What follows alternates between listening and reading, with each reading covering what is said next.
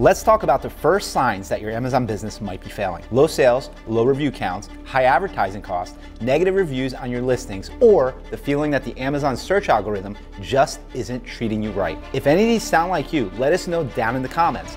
Which one do you worry about the most? Because I'm here to tell you that not a single one of these has anything to do with a failing business. But this does. Fine, maybe you don't believe me. I get the skepticism, so let's break these down so that you can rebuild your confidence and determine how to succeed. But before we do, I have one more very simple question. Do you enjoy being an Amazon business owner, or whatever you want to call it? Are you motivated to spend time, a lot of your spare time, not getting paid to do this? Do you like selling on Amazon? We all share the same answer to that question, right? Yes! Yes! Good. Let's get going. Having low sales after a few months on Amazon is not necessarily a sign of failure. It takes time to get your listing to the point where Amazon really starts to show it to buyers. But your friend's listing started making sales way earlier. All products grow at different rates for a multitude of reasons. Amazon's algorithm is constantly testing different listings to see what converts best and with who. I know what you're thinking. You're gonna say, hey man, I'm responsible for my own advertising. Yes, you are absolutely right, but don't get it twisted. Amazon is still pulling some strings behind the scenes. Don't believe me? What do you think the honeymoon phase is? Do you really think that only happens during the first few weeks of a new product launch? Do you? Now, it seems crazy that we still have to convince even seasoned Amazon sellers of this fact, but reviews are much more of a vanity metric and a means to unlock future sales. This game is a marathon and not a sprint, and it's been a minute since I've touched on this specific subject, but here is the easiest example to explain what I mean. Take this listing when it comes to review counts. Now look at their sales. Now look at this listing with all these reviews. Now let's look at their sales. Do you see what I mean? Yes and yes, reviews are important for long-term growth and sustainability on the platform.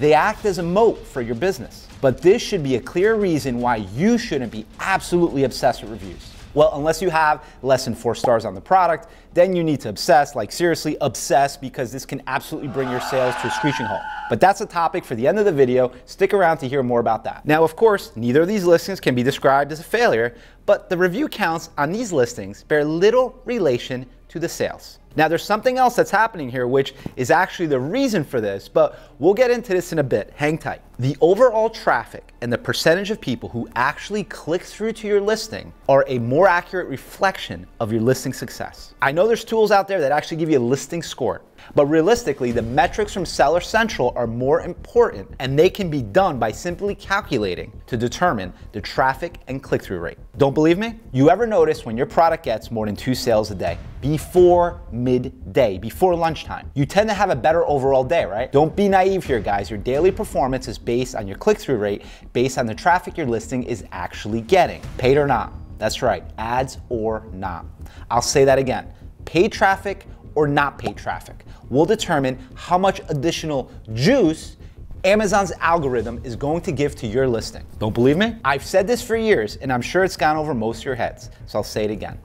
Sales get more sales. This is exactly what I've meant. Now, if you happen to sell a replenishable item, like one that has the capacity to have the Amazon subscribe and save, then things get even more interesting. How many of you sell items that are replenishable that could qualify for subscribe and save? Let me know down in the comments, and maybe we'll go down that wormhole in a future video. Oh, by the way, if you haven't liked this video yet, guys, like and subscribe. As for not selling out of your first order in like 3 days, being seen as a sign of failure, be very careful what you ask for.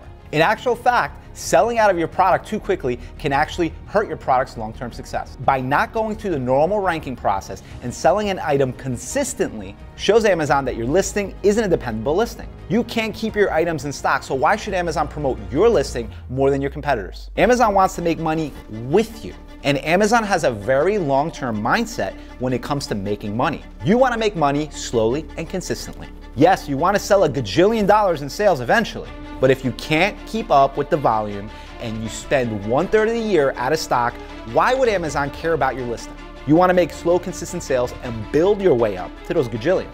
This is why I say it takes money to make money. For example, if you order $1,000 worth of product every few months, how can you make $1 gajillion a year? I'm not saying to over-order here, but what I am saying is to look at the level of investment and be reasonable with the expected sales based on how much inventory and how quickly you can replenish said inventory. Incremental improvement is a far more sustainable way to grow an Amazon business. Selling out of products overnight will also set piss poor expectations of what to expect for future products. It will forever mess with your mindset where you might think future product launches are actually a failure when they are in fact normal. Launching a rockstar product that sells out quick feels great. It's great for the ego for sure. It's something you can be proud of. And to be honest, these things do happen over time. As you launch more products, you will eventually get better at it, especially if they are complementary products to your initial listings. I'll say that again, complementary products to your initial listings. And that's the type of moment that you can then feel proud of and celebrate. And most importantly,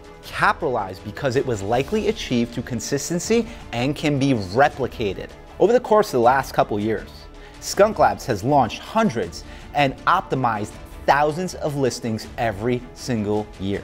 We get our fair share of negative product reviews, tens of thousands actually. To give you guys an idea of how many people that is, that'd be like if I went to the Prosper conference, you know, the Amazon Prosper conference. By the way, saw a bunch of you out there this year. Very nice to meet you. That would mean that every single person, and maybe even their +1, hated our products. Sounds crazy, right? It's just part of the game, guys. You might have the perfect product, but you will always get some negative reviews. Don't get me wrong, guys. If your product consistently gets shit reviews, you need to take a step back and reevaluate whatever it is that the customers are upset about. This could be a misunderstanding in the listing, or a serious problem with the product, or maybe even a lack of differentiation. Speaking of differentiation, we have a whole video all about differentiation using AI, and we're gonna link it right here.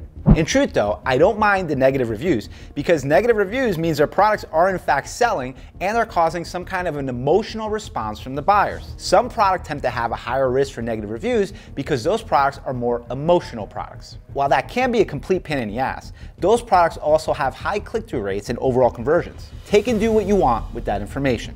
You're very welcome. You should always have more positive reviews compared to negative reviews. And if there isn't anything actually wrong with your product, and your product is just one of those products that draws emotion, or dare I say, triggers the Kens and Karens of the world, as a business owner, you have to accept that you won't always please everybody, and you really shouldn't try.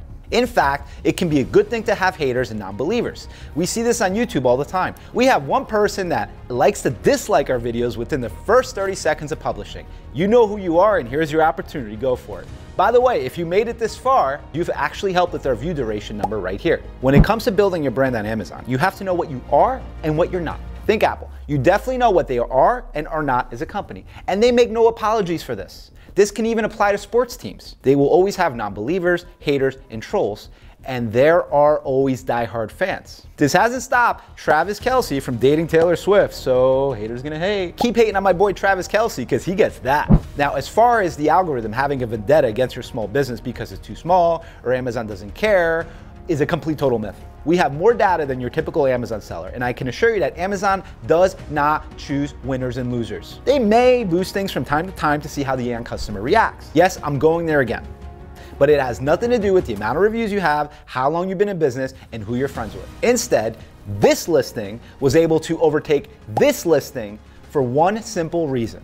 They differentiated their listing properly and created an irresistible offer. Amazon recognized this through click-through rates and conversion and helped things along.